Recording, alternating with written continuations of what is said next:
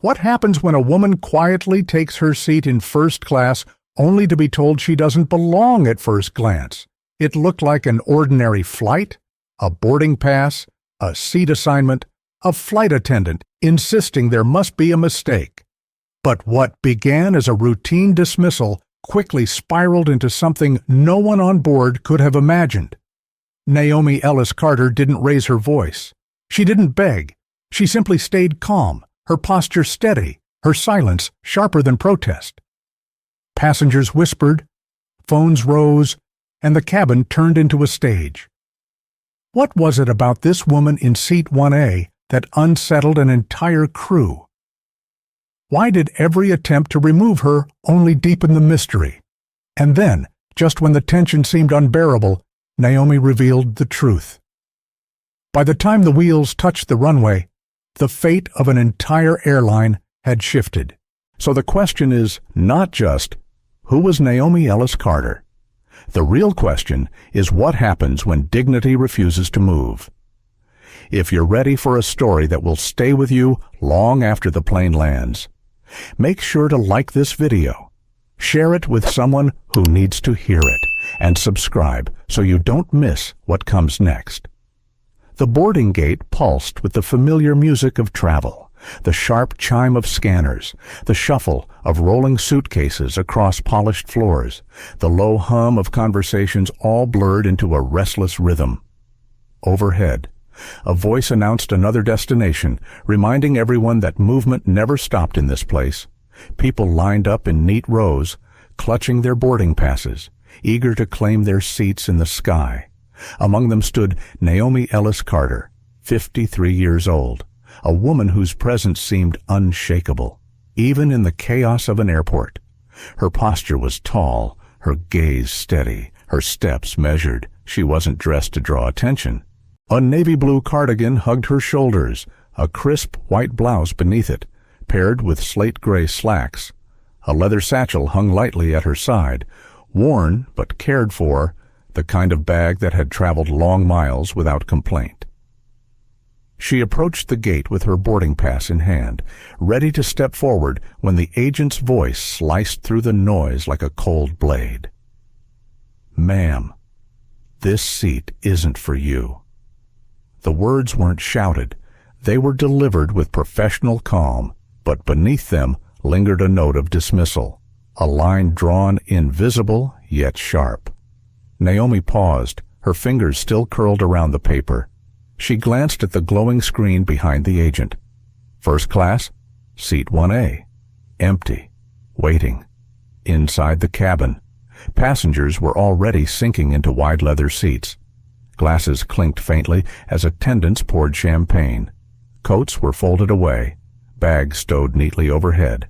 The sound of laughter drifted faintly into the gate, the laughter of people who knew they belonged. Naomi stood just outside that world, the threshold only steps away. A hush rolled through the line behind her, subtle but undeniable.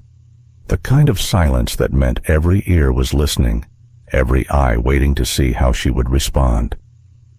She did not shout. She did not beg.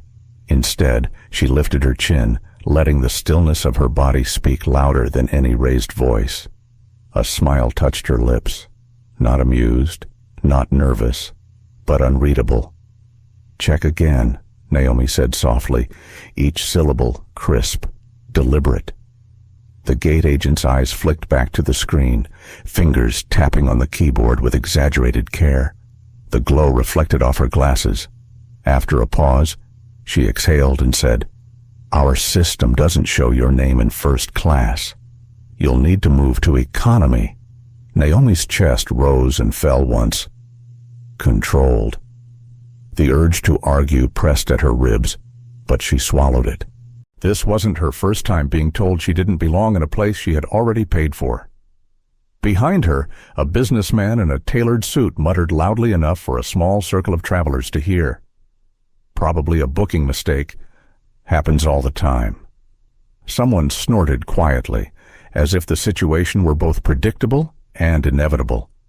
Naomi kept her shoulders square. "My seat is 1A. she said evenly. "Paid in full." The gate agent's expression didn't change. "Our records don't confirm that, ma'am. Please step aside so we can board the next passengers." The words were polite, but the message was clear. "Move. You don't belong here." Naomi didn't move. The hum of the terminal felt louder now, every sound pressing against her ears. She could feel the weight of strangers' stares, some curious, some already judging. She thought of her daughter's voice. From years ago. "Don't let anyone make you smaller than you are." "Mom." She inhaled slowly, exhaled slower. Her silence was sharper than protest. Finally, she spoke again, her voice quiet but firm enough to slice through the air. "I will not step aside until this is verified properly." Murmurs rippled through the line. A woman pulled her phone slightly higher, pretending to check messages but angling the camera toward Naomi. Another passenger shifted to get a better view. Naomi caught the glint of a recording lens in the reflection of the glass. The stage was set. She hadn't asked for it, but now she stood in the center. Inside the cabin, she could see the seat waiting, just leather and fabric, nothing more. Yet in this moment, it had become something else, a symbol, a test, a battleground where dignity itself was being questioned. The gate agent's lips pressed thin. "If you continue to hold up the line, we may have to call security." Naomi's fingers brushed the edge of her boarding pass, her satchel resting lightly against her hip. The temptation to slam the paper onto the counter burned at her fingertips. Instead, she folded it carefully, deliberately, and placed it on top of her satchel as if setting down evidence. Then she looked up, her eyes locked on the agent's, her tone steady, low, and deliberate. "I paid for seat 1A. I am not moving." The air thickened, the silence stretching taut. Every person within earshot now leaned closer, some out of curiosity, some out of discomfort, others out of something closer to recognition. They had seen moments like this before. They knew what it felt like, even if they had never stood in Naomi's shoes. Naomi kept her gaze fixed, her body still. The world could spin around her, the murmurs could rise and fall, the judgment could pierce, but she would not be moved, not this time. Because deep inside, she knew this was not just about a seat. It never was. The jet bridge funneled passengers into the aircraft like a slow-moving river. The hum of engines seeped through the walls, vibrating faintly underfoot, promising the journey ahead. Naomi Ellis Carter walked calmly down the aisle, her boarding pass folded neatly in her hand, her satchel brushing against her hip. She stepped inside first class, the air already heavier with the scent of leather and the faint fizz of champagne. Rows of wide, cushioned seats stretched before her, each one a small island of privilege. Some passengers had already claimed their places, jackets folded neatly over armrests, glasses of sparkling wine lifted casually as if toasting the quiet luxury around them. A businessman in the front row scrolled through his phone, his tie perfectly aligned. While across from him, a woman adjusted her silk scarf and glanced at Naomi with a flicker of curiosity. Naomi moved toward seat 1A, her seat, the one she had booked weeks ago. She set her satchel down gently, the leather creaking softly as it touched the floor. For a moment, she felt the simple comfort of arriving, of belonging exactly where she had intended to be. But that moment dissolved as a shadow fell across her. "Ma'am," a clipped voice rang out. Naomi looked up. Standing in the aisle was Clara Jensen, the lead flight attendant. Her posture was stiff, her jaw tight, her arm outstretched as if blocking an invisible boundary. Her eyes carried no warmth, only the cool sharpness of someone certain of their authority. "This section is for premium passengers only," Clara said, her tone professional but lined with suspicion. Naomi remained seated, her hands folded neatly in her lap. She tilted her head slightly. Calm. Seat 1A, paid in full. Clara's eyes flicked to the boarding pass Naomi had laid on the tray table. Without lifting it, she glanced down, then looked back up, her expression unchanged. Our records don't show your name here. You'll need to move back to economy. The words slid through the cabin like a gust of cold air. From 2 rows behind, the businessman in 2A muttered, loud enough for half the cabin to hear. Probably a mistake in the booking system. His tone carried the casual confidence of someone who assumed the explanation was simple, obvious, inevitable. Someone else snorted, muffling a laugh, as if the sight of Naomi sitting in first class was a joke that had written itself. Naomi's eyes did not flicker toward them. She kept her gaze fixed on Clara. Her voice was even, every syllable precise. I'll stay here until you verify it properly. A ripple of murmurs traveled down the cabin. The woman in 3C lowered her magazine, eyes peering over the glossy pages. Another passenger slid her phone slightly higher, lens angled discreetly at Naomi. Across the aisle, a college-aged woman pressed record on a live stream, whispering into her microphone. Okay, guys, this lady in 1A is refusing to move. The flight attendant says she doesn't belong here, but she's not yelling. She's just sitting calm. It's kind of intense. In the reflection of the window, Naomi could see at least 3 cameras pointed in her direction. The cabin was no longer a quiet capsule of travelers. It had transformed into a stage. Clara's fingers tapped against her tablet, scrolling, frowning. According to this, you purchased economy. So, unless you'd like to be removed before departure, please take your assigned seat. Naomi breathed in slowly, the hum of the engines filling the silence between words. She exhaled, steady, deliberate. That is not correct. Before Clara could respond, another attendant leaned in from the galley. Sophie Reed, younger, with a smirk that barely concealed itself. Her voice carried a hint of mockery, pitched just loud enough for passengers to catch. Some people see empty seats and think they can upgrade themselves. Happens all the time. A few chuckles rippled from the back. Naomi reached into her satchel, the movement measured, deliberate, as though every gesture mattered. She pulled out a platinum loyalty card, its surface glinting under the cabin lights, and placed it on the tray table beside her boarding pass. 22 years of loyal flights, she said. Elite status. Clara barely glanced at it. You can order those online these days. Doesn't prove a thing. The condescension hung in the air, thick as smoke. Naomi's shoulders remained square. Her tone didn't waver. Check your system again, or call your supervisor. Sophie let out a soft laugh, tilting her head toward Clara. Security will settle this faster. A ripple moved through the cabin. Passengers whispered. One voice carried across the rows, hushed but firm. Why don't they just scan the pass again? Another answered, equally quiet but edged with cynicism.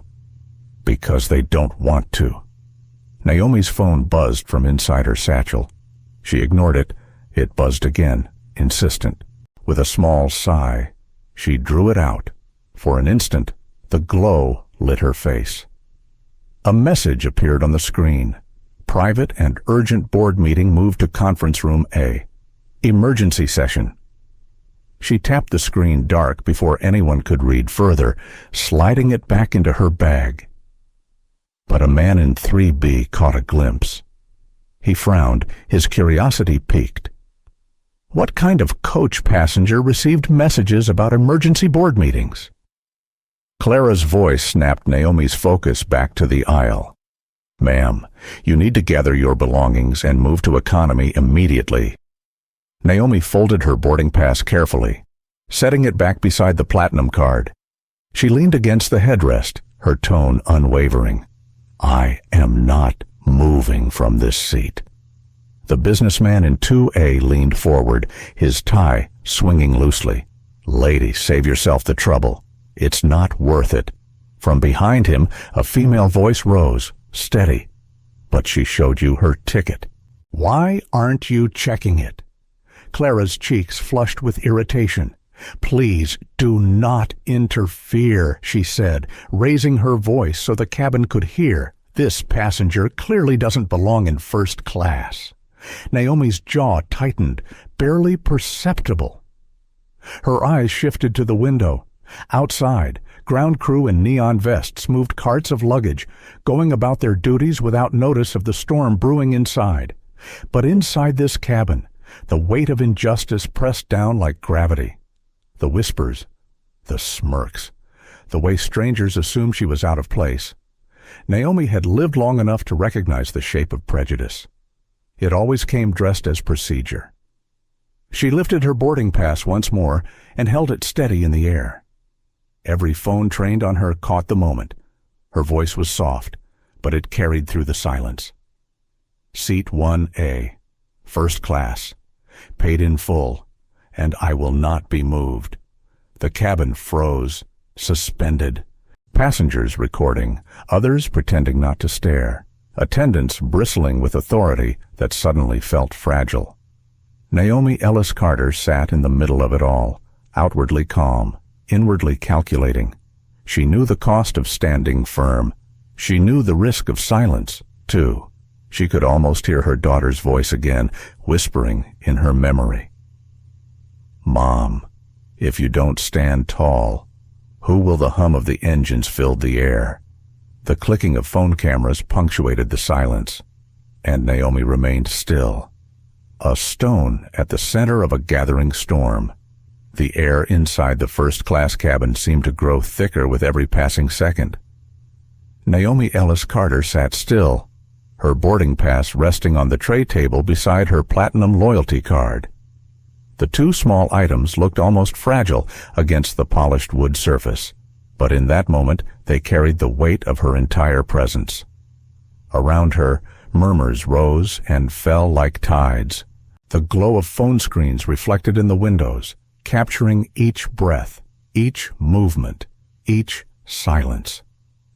Clara Jensen stood in the aisle with her arms folded tightly across her chest, the tablet clutched like a weapon she refused to lower. Her eyes darted between Naomi and the passengers watching from their seats. She wanted compliance, wanted this woman out of sight, back in economy where, in her mind, she belonged. But Naomi's refusal unsettled her in ways she couldn't name. Sophie Reed lingered just behind her, younger, sharper at the edges, her smirk more obvious now. She thrived on the spectacle, whispering just loud enough for nearby passengers to hear. She thinks she's special. They always do. Naomi heard the words. She always heard words like those. They weren't new, not unique, not even creative. But each time, they cut in the same place, reminding her of the countless moments in her life where her worth had been measured not by truth, but by assumption. She could feel the passengers' stares pressing into her skin. Some looked curious, waiting for the story to unfold. Others looked judgmental, convinced they already knew the ending. And a few, just a few, looked quietly sympathetic, their eyes soft with recognition, as though they too had felt this kind of dismissal in their own lives. Naomi kept her hand still in her lap, her voice calm, even. I've shown you my boarding pass. I've shown you my loyalty card. I've asked you to check again. What more is necessary? Clara shifted uncomfortably, her jaw tightening. The system says economy, ma'am. That's all we have to go by. Naomi tilted her head slightly, her tone unshaken. The system is only as honest as the people running it. The words carried more weight than volume. A few passengers murmured in agreement. One woman across the aisle lowered her phone just slightly, whispering to her husband, "She's right. Why don't they just scan the pass again?" Naomi reached forward slowly, deliberately, and picked up her loyalty card. She turned it in her fingers so the light caught the embossed lettering, the years of travel etched into its surface. She placed it back down, aligning it carefully with the edge of her boarding pass. 22 years of flights, countless miles, countless dollars, and yet still questioned, still doubted, still treated as though she were trespassing. Her phone buzzed again inside the satchel. She ignored it this time, pressing her palm gently against the leather as if to keep the sound contained. She knew what kind of message waited for her. She also knew the weight it carried, but revealing that now would be too soon, too sharp a blade, too early in the fight. Instead, she leaned back against the headrest, her posture calm, her breathing steady.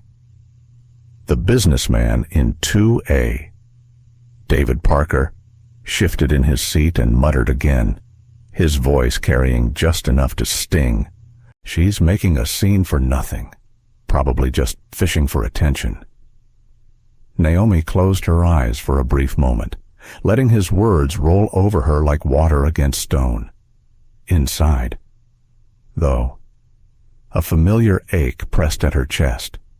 She had heard versions of that accusation her whole life, that standing up for herself was making a scene, that insisting on respect was causing trouble, that her calm resistance was somehow disruptive, but she didn't move. She didn't flinch. When she opened her eyes, she looked not at David, but at Clara, her gaze steady, unblinking. You are holding me to a standard you are not willing to apply to your own procedures. You're refusing to verify what you already have in your hands. That isn't about the system. That's about choice. Clara's lips parted as if to argue, but no words came. She glanced down at her tablet again, fingers tapping nervously across the screen. No new information appeared. She looked back at Naomi, frustration brimming just beneath her controlled tone. If you don't move, you're delaying this flight for everyone on board. Naomi exhaled slowly, her voice even, almost gentle. I am not the one causing the delay. That sentence landed heavier than a shout. The cabin shifted. A few passengers smirked, recognizing the truth in her words. Others looked away, uncomfortable with the tension. Phones tilted higher, recording every syllable. Naomi let her gaze drift to the window, watching the ground crew outside loading luggage under the floodlights. She thought of her daughter again, of the time she had stood up to a teacher who assumed she hadn't done her homework simply because she was one of the only black girls in class. Her daughter's voice echoed in her memory. Mom, I didn't shout. I just said, check again. Naomi smiled faintly at the thought. The lessons traveled both ways. When she turned back, Sophie was whispering to Clara, her smirk widening. Security will get her off. Just wait. Naomi heard that too. She reached into her satchel, not for her phone, but for the small leather notebook she always carried. She opened it to a blank page and began to write. The movement caught attention instantly. Phone zoomed closer. A ripple of whispers spread. She's writing it down. What's she doing? Naomi's pen moved calmly. Each line deliberate. She wrote names, times, words spoken, each detail etched as if she were recording evidence for a trial. Sophie scoffed, her voice dripping with mockery.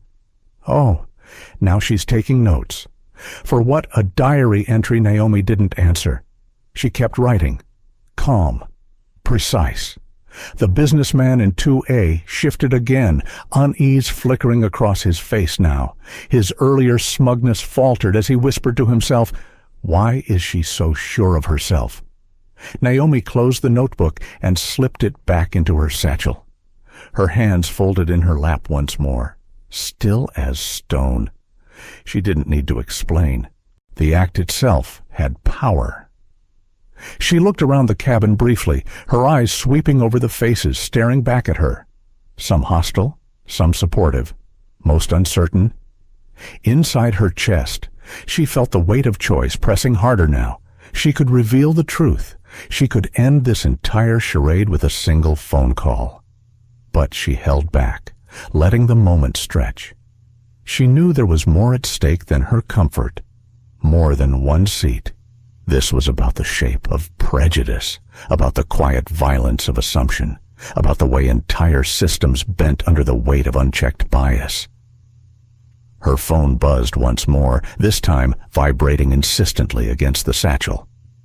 She pulled it out, shielding the screen from view, and answered in a low voice. Yes, still here. No, don't start without me. I'll resolve this personally. Fragments of her words carried into the cabin. Passengers exchanged glances. Start what resolve what the college student whispered into her livestream mic. You guys heard that, right? She said, don't start without me. Like, what is she supposed to be at? The live feed comments scrolled rapidly. Maybe she's a lawyer. Maybe a politician. Maybe she's rich. Maybe she's about to sue the airline. Naomi slipped the phone back into her satchel, her expression unreadable. She knew the questions swirling around her. She knew the speculation growing with each passing minute. And still, she sat, calm, unshaken. Clara raised her voice again, her authority fraying at the edges. Ma'am, last warning. Move to coach or we'll escort you out. Naomi tilted her chin slightly, her gaze steady. She didn't answer. She didn't need to. The silence was her weapon, sharper than any protest. And in that pause, the rest of the cabin seemed to answer for her. A voice from the back called out, clear and frustrated. Why don't you just scan her boarding pass again? Isn't that the simplest solution? The question sliced through the air like a blade. Clara froze, caught between arrogance and logic. She looked down at her tablet again, fumbling, her composure slipping. Naomi didn't move. She didn't gloat. She simply sat, calm and certain, as the storm continued to gather around her, inside her chest. The battle raged quietly, the ache of memory, the pressure of the present, the weight of what she still hadn't revealed, but outwardly she was carved from stone. A woman holding her ground not just for herself, but for something much larger. And the question everyone was whispering now filled the cabin like electricity. Who exactly was Naomi Ellis Carter? The cabin had become a theater, every row a balcony, every passenger and audience member holding a glowing screen in place of a ticket. Naomi Ellis Carter sat at its center, calm as stone, while tension rippled through the space like an invisible current. Clara Jensen adjusted her scarf and straightened her shoulders, fighting to hold on to authority that was slipping from her grasp. Her voice cut through the murmurs. Ma'am, you are refusing to comply with crew instructions. That is a violation of federal law. The words hung heavy, calculated to intimidate. A few passengers stirred uneasily, glancing at one another. Federal law. The phrase carried weight, the suggestion of handcuffs, of being dragged away, of headlines about unruly passengers. But Naomi did not flinch. She folded her hands neatly in her lap, her chin slightly raised. Her voice, when it came, was steady. Asking that my purchased seat be verified is not a violation of law. It is a request for fairness. Clara's lips tightened. The younger attendant, Sophie Reed, stepped closer, eager to fill the silence. Her tone was dripping with mock sweetness, loud enough to carry across the rows. Some passengers think if they sit here long enough, they'll get away with it. It's almost cute. A soft laugh rose from somewhere near the back. Another voice muttered, she should just move before it gets worse. Naomi heard it all. The laughter, the muttering, the dismissal. She had heard variations of the same script her entire life. People who believed dignity was negotiable. People who thought peace was more important than justice. People who mistook silence for weakness. She did not respond. She did not allow herself the satisfaction of snapping back. Instead, she opened her satchel once more and withdrew her notebook. She placed it on the tray table with the same care one might place evidence on a courtroom bench. The scratching of her pen was soft, but in the silence it felt thunderous. Names, time, words spoken, body language noted. She wrote with calm precision, every stroke a declaration that what was happening here mattered enough to record. Passengers leaned forward, whispering, "She's taking notes.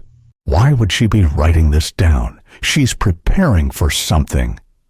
Clara's eyes narrowed, her composure beginning to fracture. "Ma'am, this is not a game. You are delaying an entire flight." Naomi looked up, her gaze steady. "Delays are caused by the refusal to acknowledge what is true.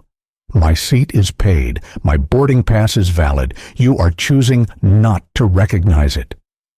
Her words sliced through the air with quiet sharpness. David Parker, the businessman in 2A, shifted in his seat again. He had been one of the first to dismiss her, but now his tie hung loose, his brows drawn together. He whispered almost to himself, though the woman in 2B heard him clearly. Why is she so calm? Why does she look like she knows she's untouchable? The murmurs traveled, growing louder. A woman across the aisle lifted her phone, whispering into the tiny mic. "Okay, guys, she's literally documenting everything. She's writing like she's preparing for a case." "Who even does that?" Sophie leaned toward Clara, her voice sharp with disdain. "She's bluffing. They always are. Watch, she'll crack once security shows up." Naomi closed the notebook softly, the leather flap falling into place with quiet finality. She slipped it back into her satchel, then placed her palms together in her lap once more. She looked like someone waiting not for mercy, not for compromise, but for inevitability. Her phone buzzed again, more insistent this time. She picked it up, angling the screen away from curious eyes. The words glowed, bright board meeting in progress. "Your attendance required." She answered in a low voice, her head turned slightly toward the window. Passengers closest to her caught fragments. "Yes." "Still here." "No. Don't proceed without me. I'll resolve this personally." The ripple of whispers spread instantly. She said, "Don't proceed without her." "Proceed with what board meeting?" She said, "Board meeting." The college student on her live stream repeated into her mic, "You guys heard that, right?" She literally said, "Board meeting," like, who even is this woman? Naomi ended the call quickly, sliding the phone back into her satchel. Outwardly, her expression remained composed. Inwardly, a storm raged. She hated being forced to reveal fragments of her world to strangers, hated that her privacy was bleeding out under fluorescent cabin lights. But she also knew the silence was no longer hers alone. Too many eyes, too many witnesses, too much at stake. Clara raised her voice again, firmer, though it shook faintly at the edges. "Final warning. Ma'am, if you don't move, we will have you escorted from this aircraft." Naomi tilted her head, her voice calm but deliberate. "You may call whoever you need. I am not moving." Phones tilted higher. Fingers hovered over screens. Recording, streaming, broadcasting. The moment was no longer confined to this cabin. It was already spilling outward, captured by strangers, and sent into the endless expanse of the internet. The silence stretched long, thick with anticipation. Finally, Clara tapped her tablet hard, signaling toward the galley. "Fine. We'll let security handle this." The words were meant to sound victorious, but they landed with unease. Passengers shifted, some nodding in agreement, others visibly uncomfortable. A woman in row 4 whispered to her husband, "Why won't they just scan it again? That would end all this." Her husband shook his head slowly. "Because they don't want to. They've already decided she doesn't belong. Naomi sat still, the hum of the engines vibrating softly through the floor. Inside, she felt the weight of choice pressing against her ribs. She could end this with one revelation, one card placed on the table. But timing mattered. If she revealed too soon, it would be dismissed as arrogance. Too late, and the damage would spiral beyond repair. So she waited. Her silence was not surrender. It was strategy. The college student's live stream scrolled with comments, some mocking, some supportive, some simply stunned. Maybe she forged the ticket. Maybe she's rich. Maybe she's about to sue. No one guessed the truth. Not yet. Naomi leaned back slightly, her gaze steady on the window. Outside, the ground crew continued their work, oblivious to the storm inside. She envied them for a moment, how simple their tasks seemed compared to the minefield she walked every day. She closed her eyes briefly, drawing strength from somewhere deep within. She thought of her late husband, of the long nights they had spent building the foundation of their lives. She thought of her daughter, determined and fearless. She thought of every boardroom where she had been underestimated, every contract where she had been scrutinized more than her peers, every silent moment where she had chosen dignity over rage. And then she opened her eyes, calm, grounded, unyielding. The flight attendants retreated to the galley, their voices hushed but urgent. The word security drifted down the aisle, repeated like a warning bell.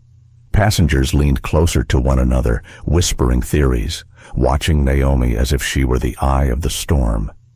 She sat perfectly still, her presence unshaken. And in that stillness, the escalation had already taken on a life of its own. The murmurs in the cabin no longer sounded like idle chatter. They carried tension now, a restless buzz that bounced between rows and wrapped itself around Naomi Ellis Carter like a net of speculation. Phones were lifted higher, eyes darting between their screens, and the woman who sat unmoved in seat 1A. She sat with her back straight, shoulders steady, her satchel tucked neatly at her side. On the tray table before her lay her folded boarding pass and the platinum loyalty card that had been dismissed so casually. Beside them, the faint outline of her notebook bulged against the leather of her bag, evidence already recorded in her own careful hand. Her phone buzzed again. The vibration pulsed against her side, insistent, a reminder that the world outside this cabin was still moving. She hesitated before pulling it out, knowing too many eyes were watching, but leaving it unanswered carried risks of its own. She drew it from the satchel slowly, shielding the screen with her hand. The glow lit her face in the dim cabin light. The message was brief but heavy. Board meeting moved. Emergency session underway. Her jaw tightened. She locked the screen quickly, but not quickly enough. The man in 3B caught a glimpse of the words before the glow vanished. His frown deepened, his mind already racing. Emergency session. Board meeting. Who in economy class received texts like that? Naomi placed the phone face down on the tray table, her hands folding neatly on top of it. The whispers began to spread, carried like sparks. She got a message about a board meeting. What kind of board meeting? Like business board? Maybe she works for the airline. Or maybe she's bluffing. The college student who had been live streaming leaned closer into her microphone. Her voice was hushed, but urgent. Okay, guys, I'm telling you, I just saw her phone. It literally said board meeting. And now everyone's freaking out because what passenger even gets texts like that? Comments flooded across her feed. Some scoffed, some speculated wildly, some demanded proof. Naomi felt the weight of it all pressing on her chest, but she kept her expression even. She had no intention of satisfying curiosity with half answers. Revealing her identity too soon would turn this confrontation into gossip, into spectacle. She needed it to mean more. Clara returned from the galley, Sophie trailing close behind. Clara's voice was tight, clipped, her patience unraveling. "Ma'am, security is on their way. You can make this easy or you can make it difficult. Your choice." Naomi lifted her gaze to hers, calm as ever. "I've already made my choice. The businessman in 2A, David Parker." Leaned sideways, his tie hanging loosely now, his earlier confidence fading. He muttered to no one in particular, though passengers nearby heard him clearly. "She's not acting like someone in the wrong. She's acting like someone who knows she can't lose." A woman across the aisle glanced at him. "Then why are the crew so determined to move her?" "Because they've already decided," David whispered back. The hum of the engine seemed louder now, filling the silences between words. Naomi let her gaze drift back to the window. Outside, the lights of the tarmac glowed against the night, ground crews moving carts of luggage with steady rhythm. She envied their simplicity, their freedom from this small stage where every breath felt measured. Her phone buzzed again. This time, she flipped it open just enough for her eyes. The message was shorter, sharper. "Board is waiting. Don't delay." She swallowed hard, her lips pressed together. She turned the screen dark, quickly, placing it back on the tray table. The same man in 3B caught the glow again. He whispered to his wife. "She just got another message. Something about the board waiting. This doesn't make sense." The whispers grew louder, more pointed. "She's someone important. No, she's faking it. That's what scammers do." Then how did she get a first-class boarding pass? Phones captured every flicker of the scene. The live stream feed was crawling with comments now, some supportive, others cruel, all of them captivated. Naomi reached into her satchel and brushed her fingers against the spine of her notebook. She considered pulling it out again, writing down the passengers' whispers, Clara's threats, Sophie's mockery. But she stopped herself. She had enough already. More than enough. Instead, she folded her arms lightly across her chest and looked straight ahead, her expression unreadable. Calmness was not easy tonight. Beneath her stillness, her heart pounded. The old familiar ache of indignity throbbed inside her, but layered over it was resolve, hard and certain. She would not let this moment be reduced to compliance. Clara hovered in the aisle, her eyes flicking toward passengers who were still recording. She could sense her control slipping, and it rattled her. Authority was supposed to be unquestioned here. She was supposed to speak, and passengers were supposed to obey. But Naomi's silence had unsettled everything. Sophie leaned in again, whispering too loudly. "She's hoping security gets scared. They won't. She'll be off in minutes." Naomi turned her head just enough to meet her gaze. Her eyes were steady, sharp, not angry, just impossibly firm. "What I hope for is irrelevant. What matters is truth." The words sent another ripple through the cabin. The college student whispered into her mic again. "Guys, she said what matters is truth. She's so calm, it's giving me chills. I swear she knows something we don't." Naomi closed her eyes briefly, drawing in a slow breath. She thought of her daughter again, of the day she had been told she didn't belong in a certain college program because people like her struggled to keep up. She had come home that night in tears. Naomi had sat with her at the kitchen table, holding her hand, whispering, "Your worth is not determined by their imagination." Now, sitting in seat 1A with an entire cabin watching, Naomi carried those words like armor. She opened her eyes and spoke again, her voice carrying across the rows. "You may call security, you may threaten me with removal, but facts will not change. I belong in this seat." The silence that followed was heavy. It wasn't the silence of doubt anymore. It was the silence of anticipation. Who was this woman who spoke with such certainty? Who was she that a boarding pass and a loyalty card, dismissed so casually, now felt like symbols of something far greater? And why? Passengers wondered. Did her phone keep buzzing with messages about boardrooms and emergency sessions? Naomi didn't answer those questions. Not yet. She leaned back into her seat, her hands folding once more in her lap. The storm could rage around her, but she would remain the still point at its center. And though she had not said it aloud, the truth was already spreading like wildfire through whispers, through livestreams, through the uneasy glances of strangers. Naomi Ellis Carter was no ordinary passenger. And the longer she sat unmoved, the clearer it became that the confrontation was only beginning. The cabin had grown so quiet, it felt unnatural, as if the hum of the engines were the only sound allowed. Naomi Ellis Carter sat unmoving in seat 1A, her back straight, her chin slightly lifted. Around her, passengers leaned forward in their seats, their phones angled discreetly or openly, capturing every second of what was happening.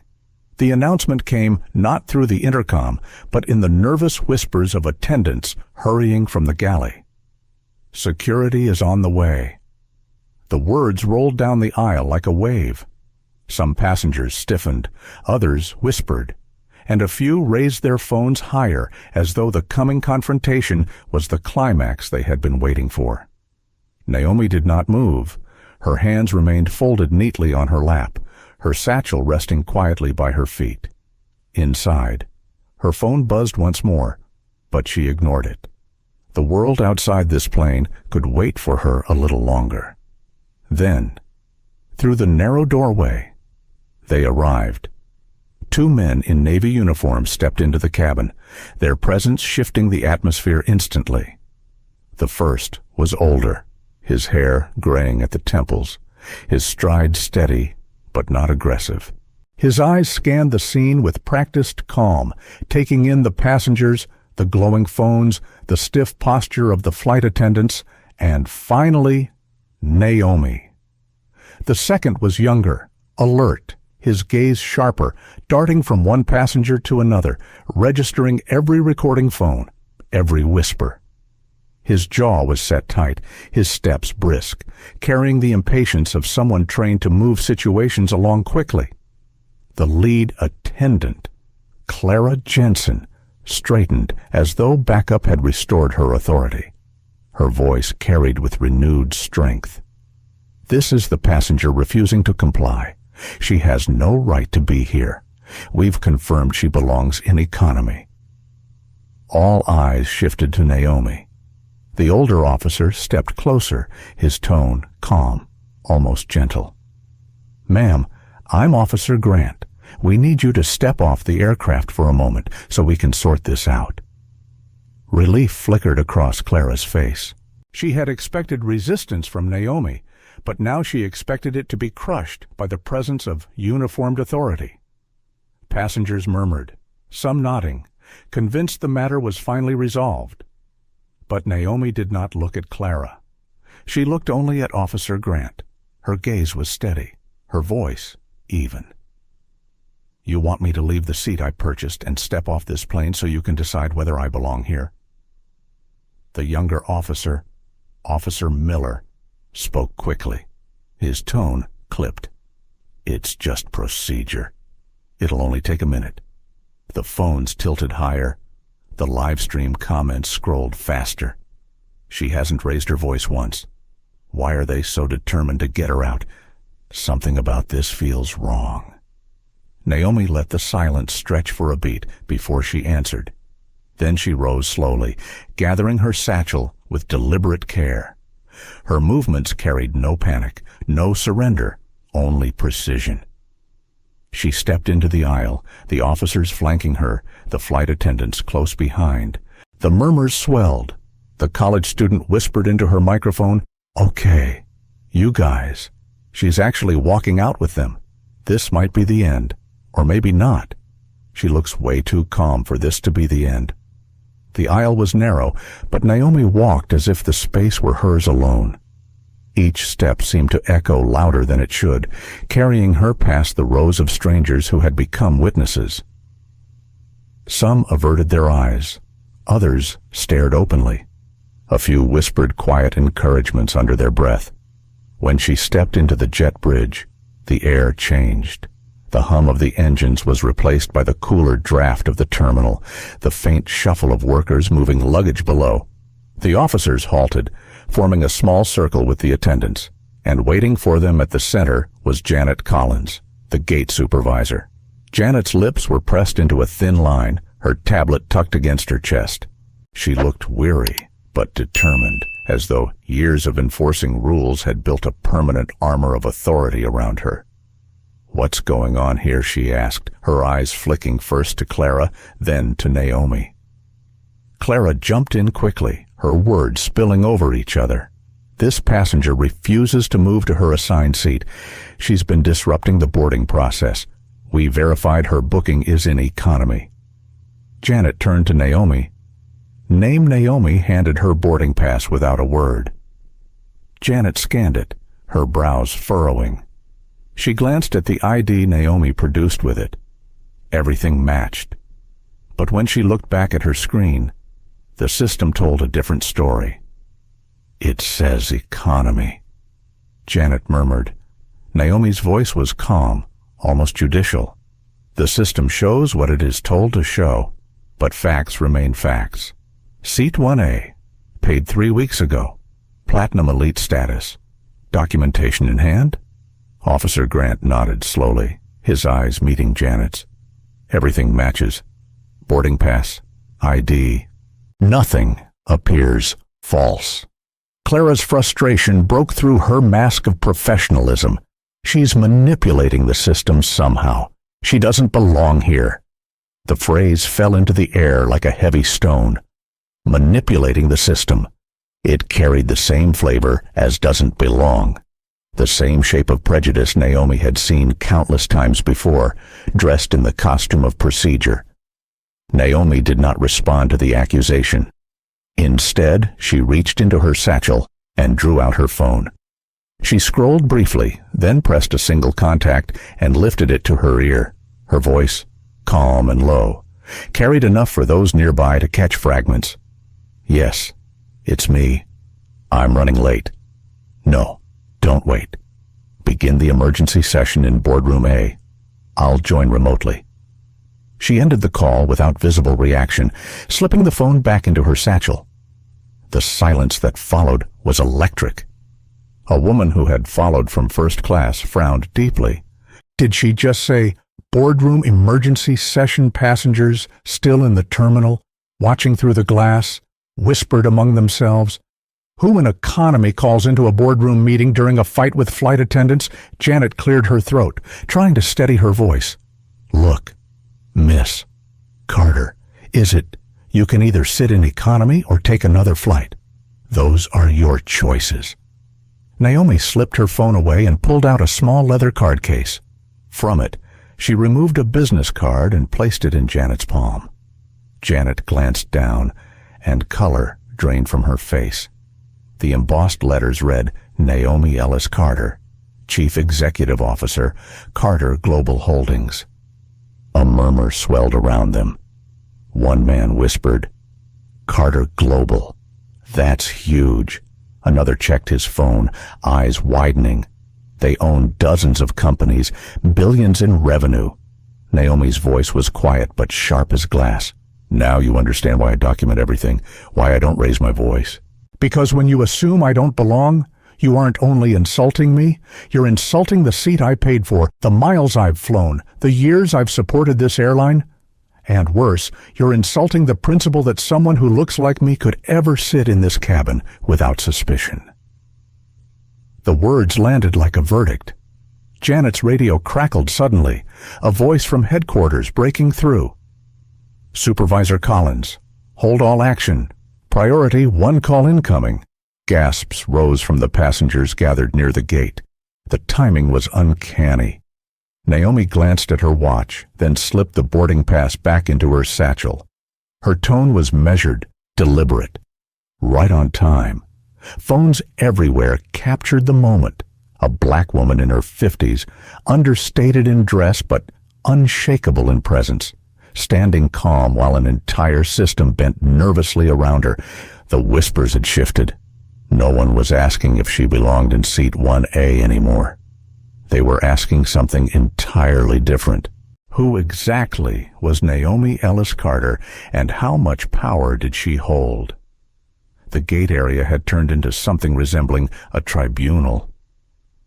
Passengers who had been ushered out of the cabin now stood clustered by the glass, phones raised, voices hushed.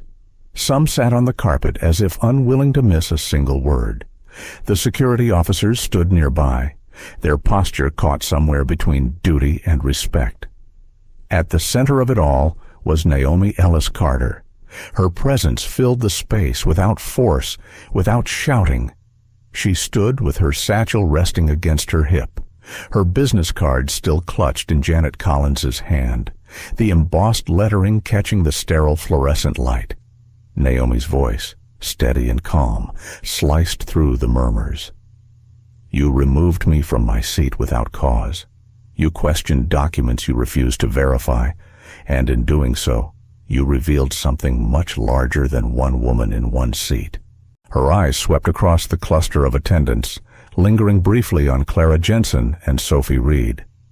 Both looked rigid, their earlier confidence slipping. Clara tried to steady her posture, but her hands fidgeted near the tablet she held. Sophie shifted uncomfortably, her smirk gone. Naomi continued, her words deliberate. "This was never about one boarding pass. This is about the assumptions baked into your system, about the choices people make when procedure is used as a mask for prejudice." Her tone was not sharp, not accusatory, but it carried a weight that bent the silence around it. Janet cleared her throat, her voice quieter now. "Miss Carter, we can reseat you in first class immediately. This can be resolved." Naomi shook her head gently. "Resolved for me, perhaps, but not for the next person who looks like me, not for the next passenger dismissed without a second glance." A murmur of agreement rose from the gathered crowd. Someone whispered, "She's right." Another said, "It could have been any of us." Officer Grant stepped forward slightly, his expression thoughtful. "Ma'am, would you like us to mediate with headquarters?" Naomi met his eyes, her voice still calm. "Headquarters is already aware. They'll be calling in moments," as if on cue. Janet's radio crackled again. A voice, sharp with urgency, filled the air. "Supervisor Collins, do not proceed further until instructed. Executive line will be patched through shortly." Passengers gasped, their phones recording every word. Naomi adjusted her cardigan sleeve and turned back to the group. "You see, this is not about me demanding a luxury seat. This is about accountability. This airline prides itself on procedure, on systems, on policies. But tonight, we have seen how fragile those systems become when tested by a single assumption." Her phone buzzed again. She pulled it out, glanced at the screen, then set it down on the counter beside her boarding pass. The words flashed briefly before she locked it. "Emergency session in progress." "Waiting for your directive." The whispers grew louder. "She's in charge of something. No, she's bluffing. That's too wild." "Then why did headquarters tell them to stop the college student with the live stream?" whispered breathlessly into her mic. "Okay, you guys, I don't even know what's happening anymore." She literally just put her phone down and it said, "Emergency session." This is not normal. Naomi's composure never wavered. She folded her hands in front of her and looked directly at Janet. "Your staff assumed I did not belong. They threatened me with removal rather than verification. And now, in front of your passengers, you will scan my boarding pass again, properly, transparently." Janet hesitated, glancing nervously at Clara. Clara shifted her weight, her face taut with resistance. The system already showed economy. Repeating it won't change anything. Naomi's gaze sharpened, though her tone remained steady. Then, let us all see it together. The silence thickened. Passengers leaned closer, phones tilted high. Finally, Janet lifted her tablet, her hands trembling slightly. She swiped Naomi's boarding pass across the scanner. For a heartbeat, the screen flickered. Then the words appeared in bold clarity. Seat 1A. Verified. Platinum Elite. Gasps rippled through the crowd. A woman near the back whispered, "It was always there." Naomi's voice rose just slightly, each word deliberate. "So the system recognizes my seat, yet your staff chose not to." Clara's face flushed crimson. Sophie shifted uncomfortably, her eyes darting to the floor. Naomi's gaze moved between them, her expression unreadable. This is not about a glitch. This is about choice. And now the choice belongs to your airline. Will you dismiss this as a mistake, or will you admit what we all just witnessed? The murmurs swelled louder. Someone said, "She's fighting for the system, not just herself." Another added, "This is bigger than a seat." Naomi reached for her satchel, pulling out her leather folder. She placed it gently on the counter, opening it with deliberate precision. Papers rustled, their edges crisp under the harsh light. She spread a series of documents across the surface. "These," she said calmly, "are not for show. They are the receipts of investment, the proof of equity, the agreements that bind corporations to accountability." The older officer, Grant, leaned closer, his brows rising as he scanned the top page. Stock certificates, shareholder agreements, travel invoices. One line stood out in bold print. Carter Global Holdings 22% stake in Atlantic Airways. The murmur turned into a low wave of shock. She owns part of the airline. She's a shareholder. She's literally their boss. Naomi tapped the document lightly, her fingers steady.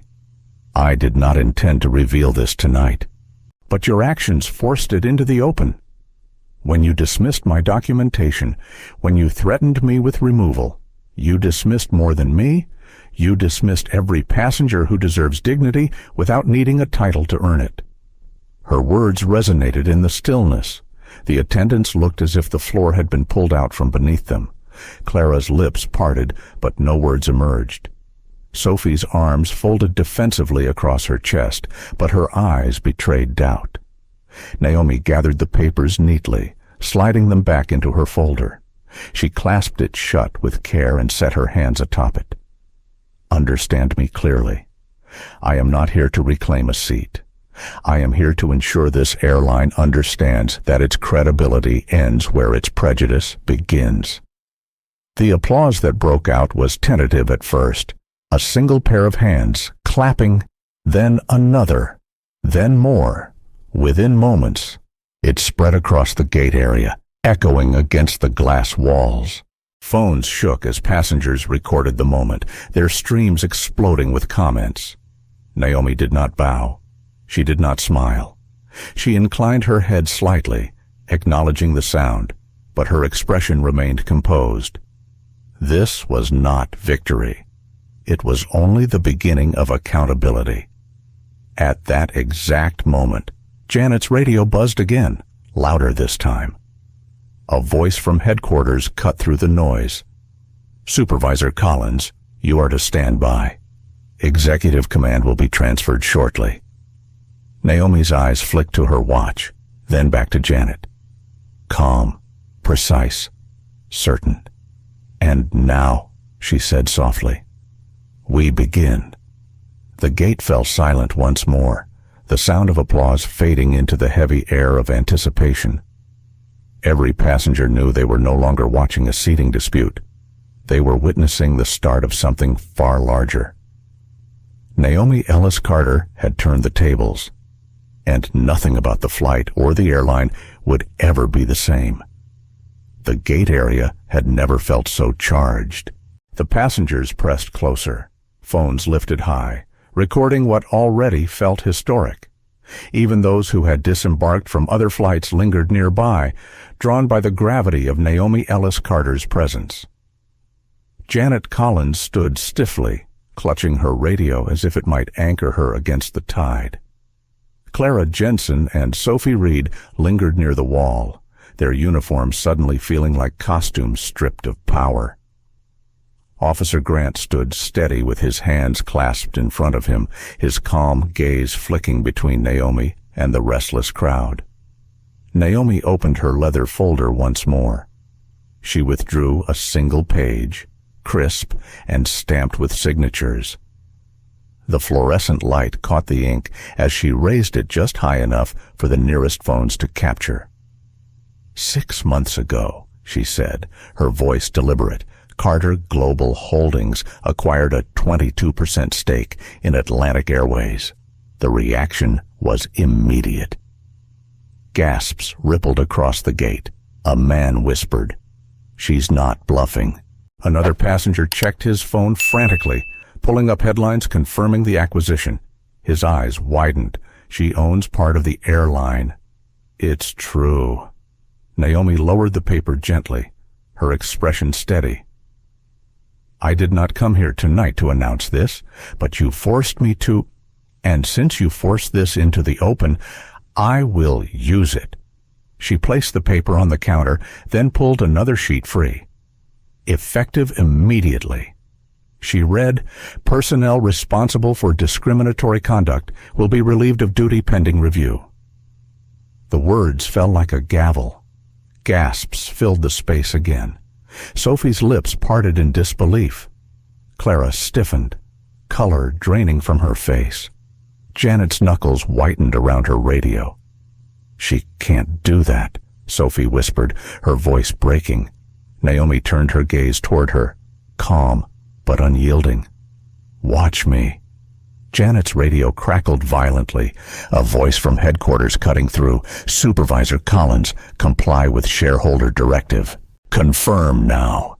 Janet's knees seemed to buckle slightly. She pressed the radio close to her mouth. Her voice was small, almost broken. Understood. The passengers erupted into whispers, their phones trembling with the urgency of the moment. Someone murmured, "She just fired them, right here." In front of everyone, another said, "This is justice moving faster than excuses." Naomi's face remained composed, not triumphant. She placed the directive on the counter as if closing a file in a boardroom. Then she pulled out another document, the edges still sharp from the printer.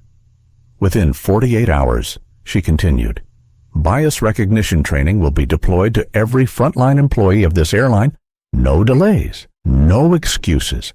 Compliance will be tracked and published. The businessman, David Parker, who had once muttered that Naomi was making a scene, now shook his head in awe. She's rebuilding the airline right here in the terminal. Naomi set down the second paper and pulled a third from the folder. Within 72 hours, an independent, anonymous reporting system will be active.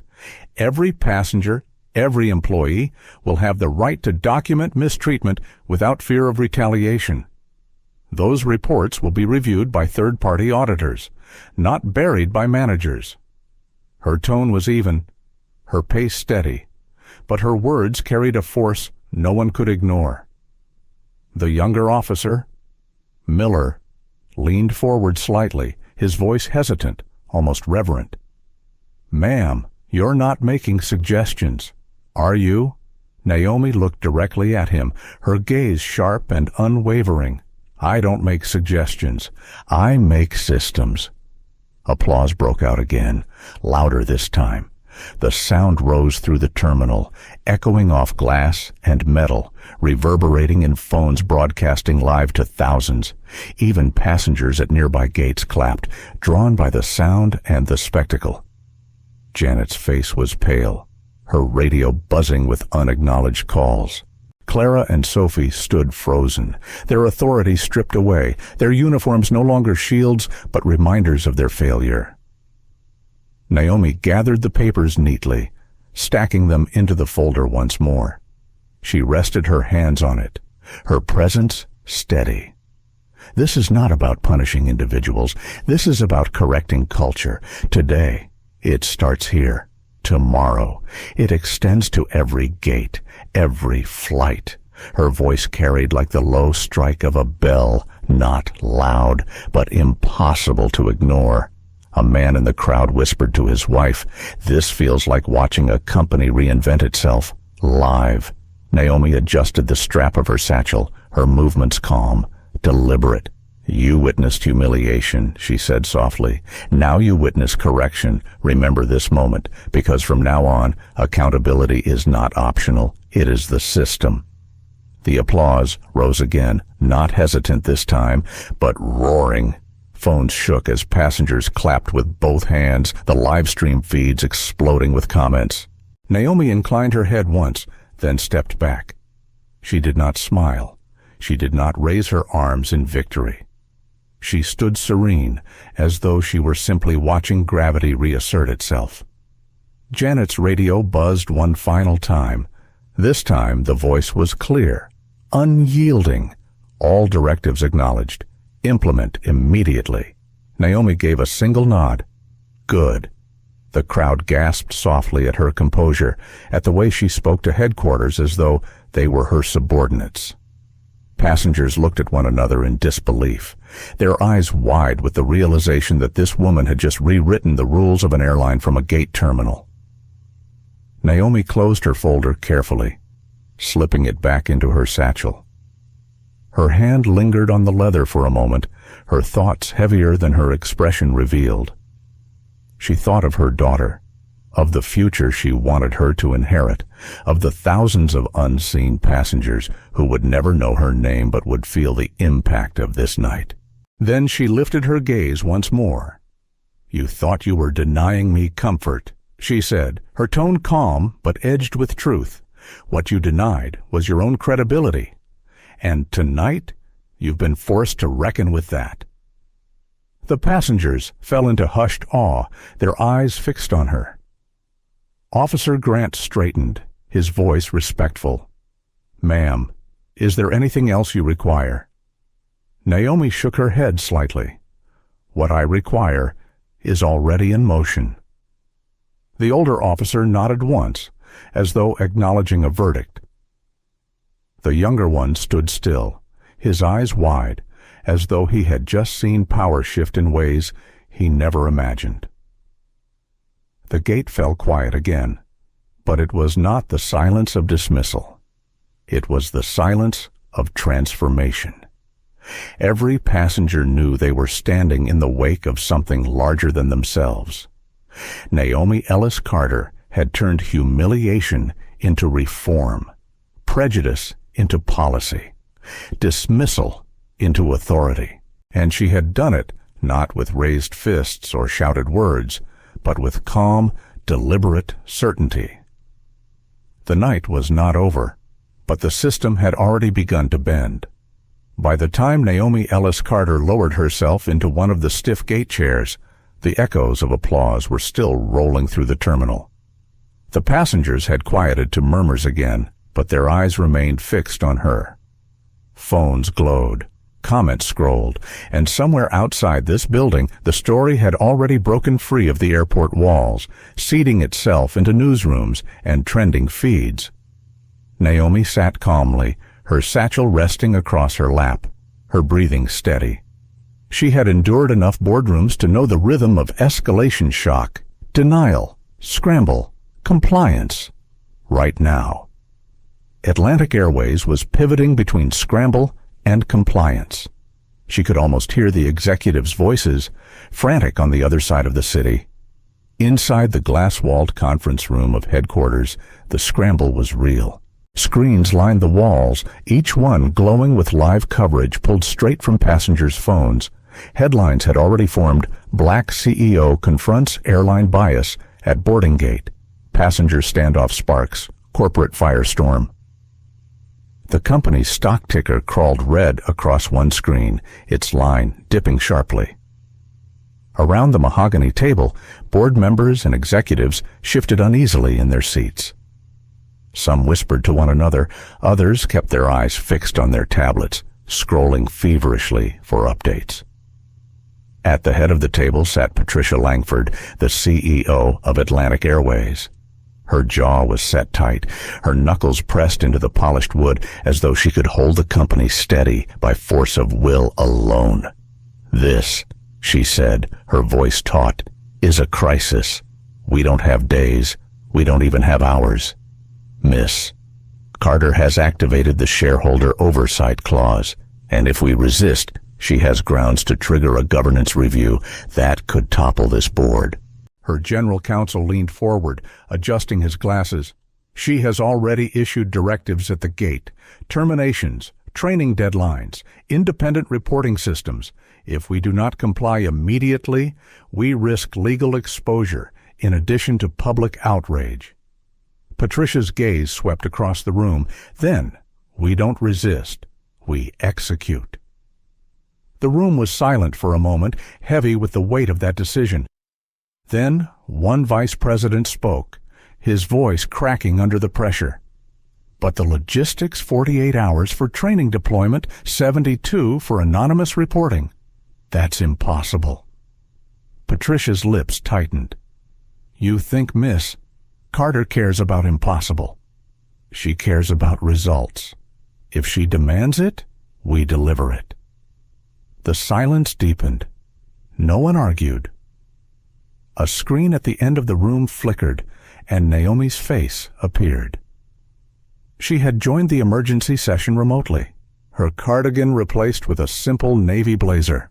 Behind her, the sterile walls of the airport glowed under harsh lights, but her posture was steady, her gaze sharp. "Ladies and gentlemen," she said, her voice calm but commanding. "This is not a negotiation. This is an emergency reform session. Every hour you hesitate costs you passengers, revenue, and credibility. The world is watching." Several executives shifted uncomfortably under her gaze. One cleared his throat, stammering, We recognize the urgency, Miss Carter, but some of these measures will take weeks to organize." Naomi's eyes locked on him, her tone colder than raised volume. "When weather grounds half your fleet, you reroute thousands of passengers within hours. Don't tell me logistics take weeks. Tell me you lack will." The man's face flushed crimson. He sat back, silenced. Naomi continued, her words measured like stones placed carefully in a wall. "Bias training launches within 30 days. Anonymous reporting system live in 72 hours. Independent auditors assigned by the end of the week. Compliance reports made public. If you fail, the world will know." The board members exchanged nervous glances. Some scribbled notes furiously. Others tapped at their tablets as if compliance could be summoned by speed alone. Patricia finally spoke, her tone resigned but firm. All conditions accepted. Naomi leaned closer to the camera. Her voice was steady, deliberate, final. "Understand this. Tonight is not about saving your image. Tonight is about earning back the right to exist in the skies you profit from. The humiliation I endured is systemic. It will end on your watch or under your replacements." The room was silent. No one dared argue. Naomi ended the call without flourish, her image vanishing from the screen. The executives sat frozen for a moment, the weight of her words hanging heavy in the sterile air. Patricia exhaled slowly, rubbing her temples. "Then we move. Now." Back at the gate, Naomi closed her laptop with quiet precision and slid it into her satchel. Her face betrayed none of the weight of what she had just commanded. Passengers still stared at her as though she had just bent steel with her bare hands. A young woman whispered to her husband, "She's sitting here rewriting an airline while waiting for a flight." Her husband shook his head in disbelief. "She's not just rewriting it. She's owning it." Naomi sat back, her posture calm, her eyes flicking briefly to the departure board above the gate. The red letters still read, "Delayed," but she knew the real work was already underway. Logistics teams would be scrambling, lawyers would be drafting, communication staff would be preparing statements, and every directive she had spoken was already a deadline carved into stone. She thought of her daughter again, of the world she wanted her to inherit, a world where dignity wasn't negotiable, where silence wasn't mistaken for weakness. Her chest rose slowly, her breath steady. She had carried the weight of dismissal too many times in her life. Tonight, she had placed it back where it belonged on the system that had tried to bury her. The murmurs around her shifted from speculation to reverence. Passengers no longer whispered questions like, "Who is she?" Now they whispered statements like, "She changed everything." Clara and Sophie had been escorted out quietly, their uniforms still neat, but their faces pale. Janet Collins remained near the counter, her radio buzzing faintly at her side. Her posture was stiff, but her eyes betrayed awe, confusion, and a measure of fear. She had seen the tide turn in real time. She had felt authority slide from her grip into Naomi's hands. Naomi did not gloat. She simply sat, her satchel at her side, her presence radiating quiet control. The flight would board again eventually. Passengers would return to their seats. The plane would rise into the night sky. But everyone here knew the truth. This was no longer about a flight. This was about a reckoning. And Naomi Ellis Carter had made it clear by the time this plane landed, Atlantic Airways would not be the same. The boarding door opened again with a hiss, and the passengers who had been scattered around the gate slowly filed back into the aircraft. The hum of the engines returned like a steady heartbeat, grounding them in the familiar rhythm of flight. But the atmosphere was different now, electric with the knowledge of what they had just witnessed. Naomi Ellis Carter stood at the edge of the jet bridge, her satchel tucked securely beneath her arm. She waited as the new crew stepped into place. The airline had replaced Clara and Sophie with attendants flown in from the terminal, their uniforms crisp, their faces composed but tinged with nerves. They greeted Naomi with professionalism, their smiles tight but respectful. One of them, a tall man with kind eyes, gestured toward the cabin. "Miss Carter, welcome back. Your seat is ready." Naomi inclined her head slightly, not as a demand for respect, but as an acknowledgement. She stepped across the threshold, and for a moment, the cabin seemed to hold its breath. Rows of passengers straightened in their seats. Some lowered their phones, no longer filming, as though the act itself now felt inappropriate. Others leaned back, giving her space in the narrow aisle. A hush followed her movements, soft but powerful. Naomi walked calmly, her steps measured, her gaze steady. She carried herself not as a conqueror returning to claim a throne, but as a woman who had simply refused to move from the truth. When she reached seat 1A, the same seat that had sparked the entire confrontation, she paused. Her hand rested on the headrest, her eyes sweeping across the cabin. She could feel the shift in energy. The same passengers who had once muttered doubts now looked at her with something closer to reverence. She lowered herself into the wide leather seat, smoothing her cardigan across her lap. The satchel settled at her feet, its presence like an anchor. She leaned back against the headrest, exhaling slowly. From 2 rows behind, David Parker, the businessman in 2A who had once muttered that she should save herself the trouble, leaned forward. His face was flushed, his tie loosened, his earlier arrogance gone. His voice was low but earnest. "Miss Carter," he said softly, "I owe you an apology. I didn't see what was happening. I didn't understand." Naomi turned her head slightly, meeting his gaze with a calm steadiness. Her voice was gentle, but firm. "Then, understand this now. Silence is never neutral. It sides with the system that harms. David nodded, chastened, his eyes downcast. He sank back into his seat, the weight of her words pressing into him more heavily than any reprimand could. Across the aisle, a young woman whispered to her neighbor. She's sitting in the same seat, like nothing happened. Her neighbor shook his head. No, like everything changed. The new flight attendants moved quietly through the cabin, preparing for departure. Their posture was different from Clara's and Sophie's, no trace of mockery or arrogance. Their voices were measured, their glances toward Naomi careful, almost deferential. Naomi fastened her seatbelt, her eyes flicking briefly to the window. Beyond the glass, the tarmac lights streaked in the dark, ground crew moving with practiced speed.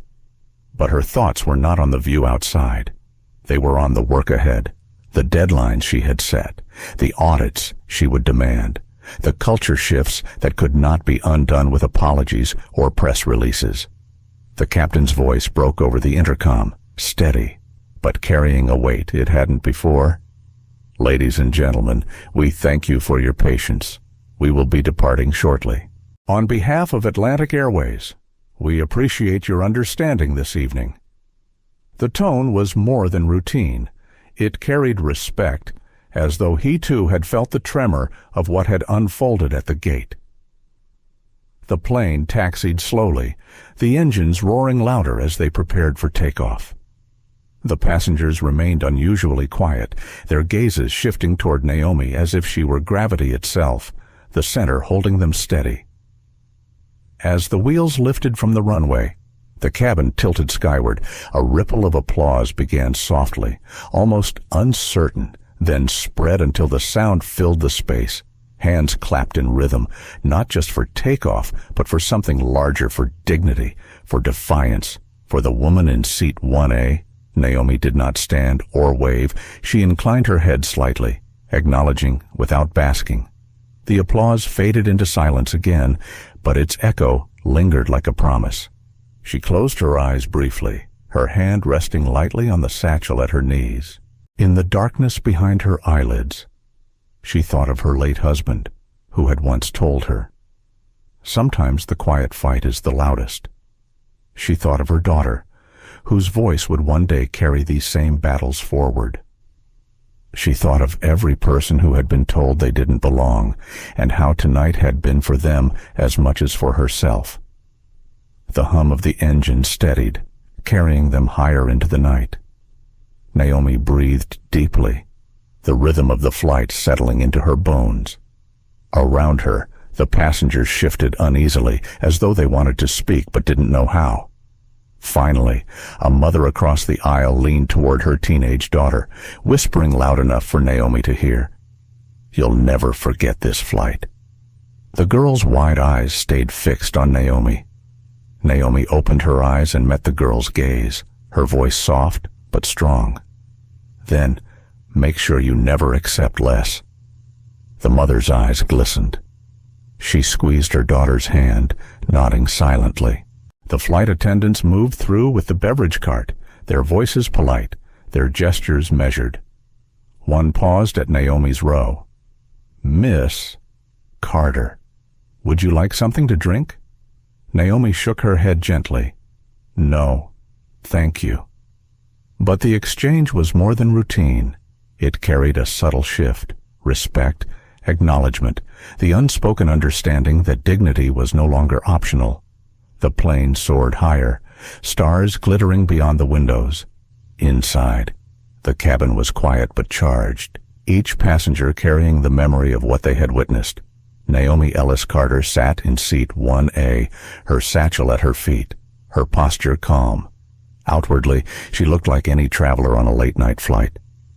Inwardly, she knew the truth. She had taken a system that tried to strip her dignity and forced it to reckon with its own reflection. Somewhere above the clouds, the flight steadied, and so did Naomi's resolve. She had reclaimed her seat, but more than that, she had reminded every witness on board what dignity looks like when it refuses to move. And though the night stretched long ahead, she knew the future was already shifting, carried on the wings of this flight into something that could not be undone. The cabin lights had dimmed, leaving only the faint glow of reading lamps and the steady shimmer of the aisle lights guiding the path through the aircraft. Outside the windows stretched an endless sweep of night sky, stars scattered like distant embers above a sea of clouds. The hum of the engines was steady now, no longer jarring, but soothing, as though the plane itself was carrying the weight of everything that had happened tonight. Naomi Ellis Carter sat quietly in seat 1A, her satchel resting against her knees. She hadn't touched the documents inside since reboarding, but their weight seemed to radiate outward, a reminder of authority both hidden and revealed. She sat with her hands folded loosely in her lap, her posture straight, her expression unreadable. The passengers around her whispered in hushed tones, careful not to break the quiet too much, but unable to stop themselves. "I still can't believe it," someone murmured 2 rows back. "She changed the entire airline in one night," another answered softly. It was like watching the ground shift under their feet. Came another voice. Phones had been put away at last, though not because anyone was bored. The story had already escaped the cabin and made its way into the world. Breaking news alerts buzzed faintly across the aircraft, screens lighting up in hands and laps. CEO forces airline overhaul after gate incident flashed in bold type. Some passengers gasped as they read, their eyes darting toward Naomi, realizing that the woman sitting calmly only a few feet away was now at the center of headlines across the country. But Naomi didn't check her phone. She leaned her head slightly against the seat back, her gaze fixed on the window. Her reflection looked back at her, faint but clear, the face of a woman in her 50s, tired around the eyes, but steady. She studied that reflection as if it were a stranger, someone she had known long ago but forgotten. For years she had endured the subtle dismissals, the narrowed eyes, the voices that carried quiet disbelief that she could possibly belong in the places she had worked to reach. Tonight had not been new in essence, it had been old prejudice wrapped in a new uniform. And yet, for the first time, she had made it unravel in real time. Her chest tightened with something unnameable, not triumph, not relief, but a deeper ache, the kind that comes when a lifetime of battles momentarily converges into a single fight. She wondered if her late husband would have smiled at her resolve, or worried at the cost of it.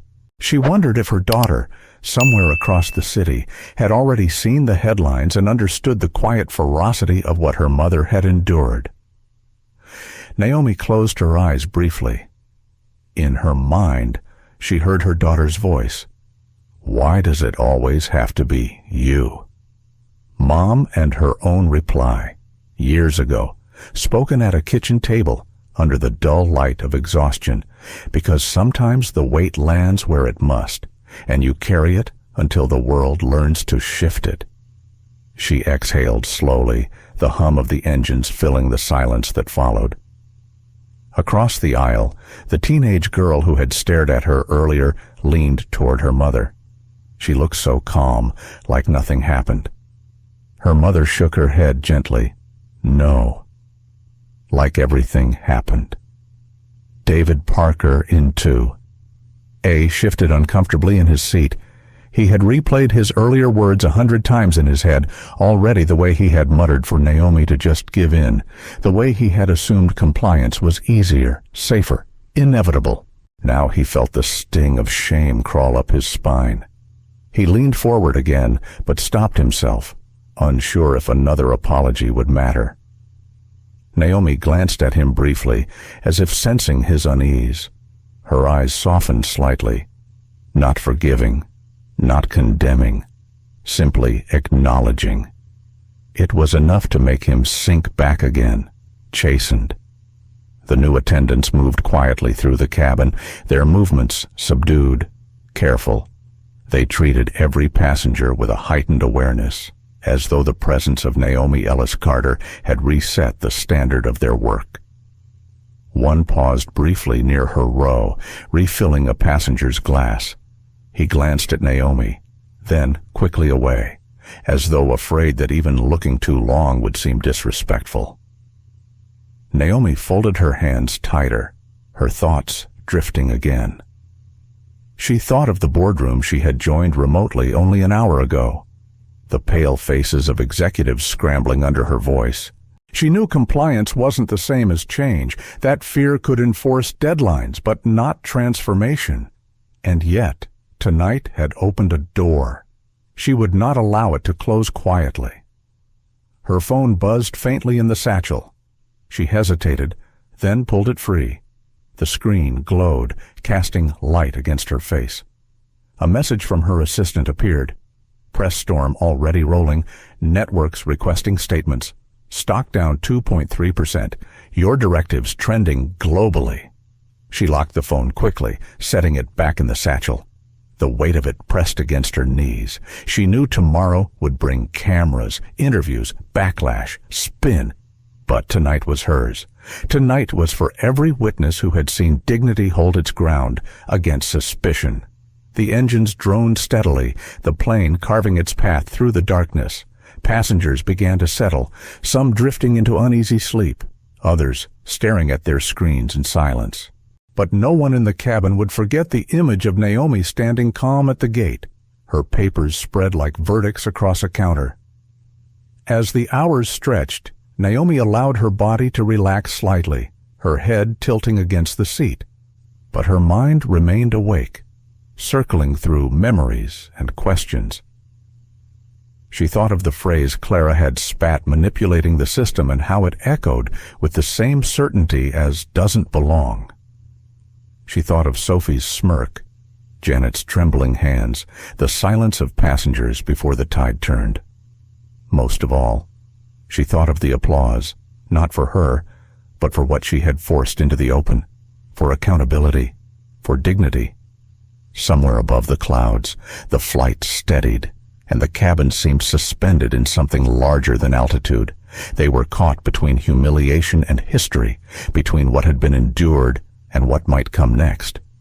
Naomi Ellis Carter kept her eyes closed, her hand resting lightly on her satchel. Outwardly, she looked like any woman on a late-night flight, weary but calm. Inwardly, she carried the certainty that the night had shifted something irrevocable. And though the dawn was still hours away, she knew that when the wheels touched down, the world waiting on the ground would no longer see her as a passenger who didn't belong. They would see her as the gravity that had held an entire system to account. The hours of flight stretched long, but the cabin carried an unspoken stillness. No one could shake the sense that they had been suspended in a moment larger than themselves, carried not just across distance, but across history. By the time the first hints of dawn touched the horizon, every passenger was awake. The soft chime of the intercom cut through the hush. The captain's voice, steady but heavier than routine, filled the cabin. Ladies and gentlemen, we are beginning our descent. Local time is 6:12 a.m. Weather is clear. We will be arriving shortly in New York. On behalf of Atlantic Airways, thank you for flying with us. The words were simple, but they carried weight. Even the captain seemed to know this was no ordinary arrival. Naomi Ellis Carter opened her eyes, the pale light of morning breaking through the window. She had dozed briefly, but the hum of the engines had never let her fully escape into sleep. Her satchel remained against her knees, her hands resting lightly on it, as if guarding more than documents, guarding the principle that had carried her through this night. Around her, passengers shifted, fastening seatbelts, straightening jackets, rubbing the sleep from their eyes. Yet their movements were slower, more reverent, as if they too knew that the end of the flight carried a significance far beyond routine. David Parker in 2A leaned forward once more, his voice quieter than before. "You didn't just win, Miss Carter. You rewrote the rules." Naomi adjusted her sleeve, her expression calm. Rules mean little until they are lived. What matters is whether you carry them forward when no one is watching. David swallowed hard, nodding. He looked away, his eyes glistening with something he didn't dare name. The teenage girl across the aisle watched Naomi with wide, unblinking eyes. When her mother caught her staring, she whispered, "Remember this, not because of who she is, but because of what she did." Naomi overheard, her lips curving faintly at the edges. She met the girl's gaze and spoke softly, so only the nearby rows could hear. Dignity doesn't move when told. It teaches the world to shift around it. The girl's cheeks flushed, and her mother squeezed her hand. The plane descended smoothly, the horizon flooding with gold, the cabin filled with the glow of dawn, painting the windows with light that seemed almost ceremonial. For a long moment, no one spoke. They simply watched the world return beneath them, a reminder that the extraordinary must always land in the ordinary. As the wheels touched down, applause rose once more. It wasn't the rowdy kind passengers sometimes gave out of habit. It was softer, more layered, a sound laced with gratitude and awe. Some clapped with reverence, others with relief, but all carried the same unspoken message: they had been part of something that mattered. Naomi inclined her head slightly, not basking, not dismissing, but accepting. She fastened her cardigan across her lap and waited as the plane slowed along the runway. When the doors opened and passengers began to stand, the mood was hushed but charged. One by one, as they filed past her row, they paused. A nod, a quiet thank you, a handshake. Some offered words, others only looks, but each acknowledgement carried weight. A mother stopped with her teenage daughter, her voice trembling. "She'll never forget this flight." Naomi met the girl's eyes. "Then make sure she never accepts less." The girl nodded, her jaw set with a new kind of determination. The aisle cleared gradually, and Naomi finally rose. She lifted her satchel with the same deliberate care she had carried it all night. The leather creaked softly, the familiar sound grounding her. She stepped into the aisle and turned once more toward the cabin. Rows of empty seats stared back, but the memory of the witnesses lingered like an echo. She spoke softly, clear enough for the nearest passengers still gathering their belongings. "Remember this flight not because of me, but because you saw what happens when dignity refuses to move." She turned and walked forward, unhurried, her steps steady on the carpet. The jet bridge spilled into the terminal, and light poured through the tall windows. Beyond the glass, reporters had already gathered, cameras glinting, microphones raised. Security held them back, but flashes burst like sparks against the morning. The headlines had traveled faster than the plane itself. Naomi paused just before stepping into the stream of cameras. She took one breath, steadying herself, and then walked forward. The crowd erupted shouts of her name, questions about the confrontation, the future of Atlantic Airways. But Naomi did not rush. She walked as she always had, calm, measured, unshakable. Inside, her heart was heavy, not from doubt but from the gravity of what had been set in motion. She had won the seat, yes. She had bent the system, yes, but she knew the real fight would be the days ahead, the enforcement, the transformation, the culture shifts that would resist even under the weight of policy. Still, she had carved something undeniable into the night, a precedent, a truth that could not be unseen. Somewhere behind her, in the cabin now emptying of passengers, the echo of applause lingered like the residue of history. Naomi Ellis Carter stepped into the morning light, leaving behind not just a landed plane, but a legacy airborne. And that is how one woman, seated quietly in 1A, forced an entire system to reckon with itself. Naomi Ellis Carter's story was never just about a seat. It was about what dignity looks like when it refuses to bow, and how calm defiance can bend even the largest institutions. What happened on that flight is a reminder we all need prejudice. Rarely announces itself. It hides in procedures, in assumptions, in the subtle belief that some people don't belong. But the truth is, simple dignity is not negotiable. As the sun rose over New York, Naomi carried more than a satchel of documents. She carried proof that justice can happen in real time, that silence can be louder than shouting, and that one person's resolve can ripple into a cultural reset. For the passengers, it was more than a flight. It was history lived in real time. For us, it is a call to remember that respect, equality, and courage are not optional. They are the foundation of every journey worth taking. If this story moved you, let's keep it alive. Like this video, share it with someone who needs to hear it, and subscribe so you'll be here for the next story of resilience, justice, and transformation.